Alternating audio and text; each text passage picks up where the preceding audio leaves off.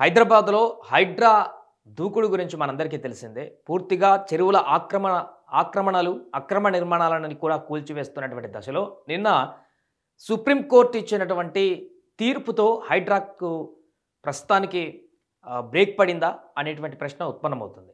దేశవ్యాప్తంగా ఉన్నటువంటి bulldozer జస్టిస్ని ఆపాలంటూ supreme court తాజాగా ఉత్తర్వులు జారీ చేయడం జరిగింది. సో దీంతో హైడ్రాకి ఏమైనా బ్రేకులు పడుతుందా, దీనికి సంబంధించి పూర్తి వివరాలు తెలుసుకునేటువంటి ప్రయత్నం చేద్దాం. అయితే దీనికి సంబంధించి ఎట్టి పరిస్థితుల్లో కూడా ఇక సుప్రీంకోర్టు తీర్పు మాకు ఇంకా పూర్తి స్థాయిలో మార్గనిర్దేశం చేసింది ఈ యొక్క కూల్చివేతలకు సంబంధించి అంటూ కూడా రంగనాథ్ చెప్తున్నారు. ఒకసారి పూర్తిగా వార్త గురించి డీటెయిల్స్ వెళ్ళిన తర్వాత దీని గురించి మాట్లాడదాం. సుప్రీం తీర్పు హైడ్రాకు వర్తించదు రంగనాథ్. సో వారాంతం నుంచి కూల్చివేతలు, హిమాయత్ సాగర్పై దృష్టి. సో ఈ వారాంతం తర్వాత నుంచి ఇక పూర్తి స్థాయిలో ఈ వీకెండ్లో హిమాయత్ సాగర్ పైన దృష్టి పెట్టబోతున్నట్టుగా స్పష్టమవుతుంది.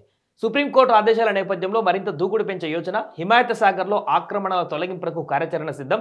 నాలలపైన సర్వే, క్షేత్రస్థాయి పరిశీలనకు త్వరలో ప్రత్యేక బృందాలు ఏర్పాటు. చెరువులు, నాలలలో ఆక్రమణల కూల్చివేతకు హైదరాబాద్ విపత్తు నిర్వహణ, ఆస్తుల రక్షణ సంస్థ ప్రత్యేక కార్యాచరణ రూపొందిస్తుంది. ఇప్పటి వరకు రాజకీయ ఇతర విమర్శలతో ఆచితూచి వ్యవహరిస్తున్న హైడ్రా బుల్డోజర్ న్యాయంపైన సుప్రీం తీర్పు నేపథ్యంలో దూకుడుకు పెంచాలని భావిస్తోంది. సుప్రీం ఆదేశాలు తమకు వర్తించవని హైడ్రా కమిషనర్ ఏవి రంగనాథ్ మంగళవారం పేర్కొన్నారు. చెరువులు, నాలాలు, పార్కులు, ప్రభుత్వ స్థలాలలో ఆక్రమణలను మాత్రమే తొలగిస్తున్నామని, వీటికి న్యాయస్థానం ఆదేశాలలో మినహాయింపు ఉందని చెప్పారు. ఉత్తరప్రదేశ్ తరహా నేరస్తులు, నిందితుల ఇల్లు కూల్చే విధానాలపైన సుప్రీం తీర్పు వర్తిస్తుందన్నారు. అలాంటి వారి నిర్మాణాలను హైడ్రా కూల్చడం లేదని తెలిపారు. దీంతో హైడ్రా తదుపరి కూల్చివేతలు ఎక్కడ అన్నది చర్చనీయాంశంగా మారింది. 2 నెలల క్రితం హైడ్రాను ఏర్పాటు చేయగా చెరువులు, పార్కులు, నాలాల ఆక్రమణపైన వేల సంఖ్యలో ఫిర్యాదులు కూడా వచ్చినటువంటి సందర్భాన్ని కూడా మనం చూస్తున్నాం. రైట్, ఇంకొకటి ప్రతి వీకెండ్లో కూడా కూల్చివేతలు జరుగుతున్న సందర్భంలో ఈ వీకెండ్ ఎక్కడ కూడా జరగలేదు. దానికి కారణం నిమజ్జనం అనేటువంటి విషయాన్ని కూడా మనం చెప్పుకోవచ్చు. ఎందుకంటే చాలామంది పోలీస్ సిబ్బంది అంతా కూడా నిమజ్జనంలోనే పూర్తిగా నిమగ్నమైనటువంటి పరిస్థితి కనిపించింది. దానికి సంబంధించి సిబ్బంది కొరత ఉంటుంది కాబట్టి అండ్ నిమజ్జన సమయంలో ఇలాంటి చర్యలకు కొంచెం బ్రేక్ ఇస్తేనే బెటర్ అనేటువంటి ఆలోచనలో ఉన్నట్టు కనిపించింది. అందుకనే ఈ వీకెండ్లో లాస్ట్ సాటర్డేలో ఎలాంటి కూల్చివేతలు జరగలేదు. బట్ ఇప్పుడు ఈ వీక్లో, వచ్చేటువంటి వీక్లో మాత్రం ఖచ్చితంగా కూల్చివేతలు ఉండబోతున్నాయనేది మాత్రం స్పష్టమవుతుంది. అది ఎక్కడ అంటే హిమాయత్ సాగర్ అనేటువంటి విషయం కూడా స్పష్టమవుతుంది. సో నాలల పైన కూడా సర్వే చేస్తున్నట్టుగా కనిపిస్తుంది. సో రంగనాథ్ గారు చెప్పిన దాని ప్రకారం ఏంటంటే, ఇప్పుడు సుప్రీంకోర్టు ఇచ్చినటువంటి తీర్పు ఏంటంటే, దేశవ్యాప్తంగా కూడా వివిధ రాష్ట్రాలలో కొనసాగుతున్నటువంటి కూల్చివేతల ప్రక్రియకు సంబంధించిన వచ్చిన పిటిషన్ల భాగంగా అక్కడ ఏంటంటే, ఏదైనా రాష్ట్రంలో ఎవరైనా తప్పిదం చేస్తే, ముఖ్యంగా ఉత్తరప్రదేశ్లో మనం చూస్తున్నాం, ఎవరైనా రేప్ చేస్తే ఆ రేప్ చేసినటువంటి వ్యక్తి ఇంటిపైన వెళ్ళి బుల్డోజర్తో ఆ ఇంటిని ధ్వంసం చేసేటువంటి కొన్ని కఠిన శిక్షలు అమలవుతున్నటువంటి పరిస్థితి. అక్రమ నిర్మాణాలను పేరు చెప్తూ కూడా కూల్చివేతలు జరుగుతున్నాయి. నేరస్తులు, అదేవిధంగా తప్పు చేసినటువంటి వ్యక్తులు లేదా కక్షపూరితమైనటువంటి చర్యల్లో భాగంగా బుల్డోజర్కి సంబంధించినటువంటి కూల్చివేతలు ఎక్కడైతే జరుగుతున్నాయో దేశవ్యాప్తంగా వాటన్నిటిని తక్షణమే ఆపాలంటూ సుప్రీంకోర్టు నిన్న స్పష్టమైనటువంటి ఆదేశాలను జారీ చేసింది. అయితే చెరువులు, నాలాలు ఆక్రమణలకు సంబంధించి అయితే ఎలాంటి ఆదేశాలు గతంలో ఏ విధంగా అయితే ప్రొసీడ్ అవుతున్నారో ఆ రకంగా వెళ్ళాలంటూ కూడా చెప్పినట్టుగా దీంట్లో అర్థం ఉందంటూ రంగనాథ్ గారు చెప్తున్నారు. దీంతో ఇంకా పూర్తి స్థాయిలో ఇంకా వేరే వాళ్ళు ఎవరైనా హైకోర్టులో కొంతమంది స్టేకి వెళ్ళారు. ఇప్పటికే హైడ్రాకి సంబంధించి కూల్చివేతలను ఆపాలంటూ చాలామంది వెళ్ళడం జరిగింది.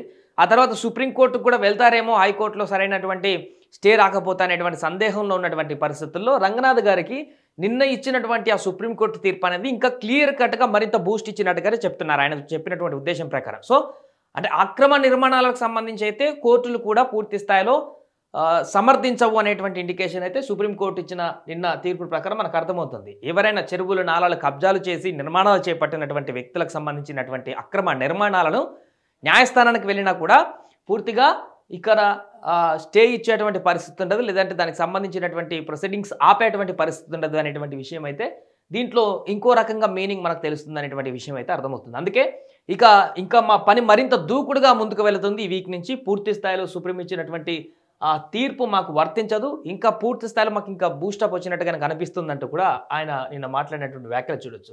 సో అందుకే ఈ వీకెండ్లో హిమాయత్ సాగర్ పైన ప్రత్యేకమైనటువంటి దృష్టి పెట్టబోతున్నట్టుగా తెలుస్తుంది. ఎందుకంటే హైదరాబాద్కి మంచినీటి సరఫరా చేసేటువంటి హిమాయత్ సాగర్లో ఆ చుట్టుపరిధిలో చాలా బఫర్ జోన్ కానీ ఎఫ్టీఎల్ పరిధిలో ముఖ్యంగా బఫర్ జోన్లలో చాలా వరకు అక్కడ నిర్మాణాలు జరిగాయి. ఆ నిర్మాణాలలో చాలా పలుకుబడి ఉన్నటువంటి వ్యక్తులే కూడా ఉన్నాయి. విల్లాలు లేకుంటే గెస్ట్ హౌజులు ఇలాంటివి కూడా ఉన్నాయనేటువంటి విషయాలు మనకు గతంలో తెలిసినటువంటి సందర్భంలోనే ఈసారి పూర్తిగా హిమాయత్ సాగర్ చుట్టు పరిసర ప్రాంతాలలో ఈ వీకెండ్ మాత్రం ఖచ్చితంగా అక్కడ ఫోకస్ పెట్టబోతున్నట్టు తెలుస్తుంది.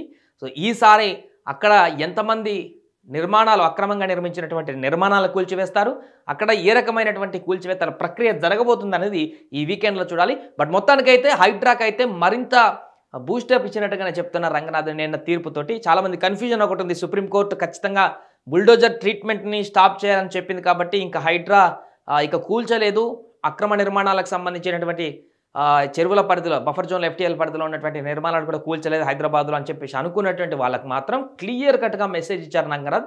ఎట్టి పరిస్థితుల్లో కూడా చెరువులు కుంటలను ఆక్రమించినటువంటి అక్రమ నిర్మాణాలు కట్టినటువంటి వ్యక్తులను ఉపేక్షించాం, ఖచ్చితంగా ఆ నిర్మాణాల భరతం పడతామంటూ కూడా మరొకసారి కంక్లూడించారు. నిన్న ముఖ్యమంత్రి గారు కూడా అదే చెప్పడం జరిగింది.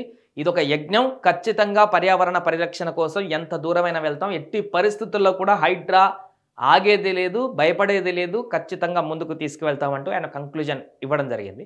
బట్ ఇందులో కొన్ని సామాన్య ప్రజల సంబంధించినటువంటి కొనుగోళ్లు తెలియక చేసినటువంటి కొనుగోలుకు సంబంధించిన ఇబ్బంది జరుగుతున్నటువంటి విషయం వాస్తవమే.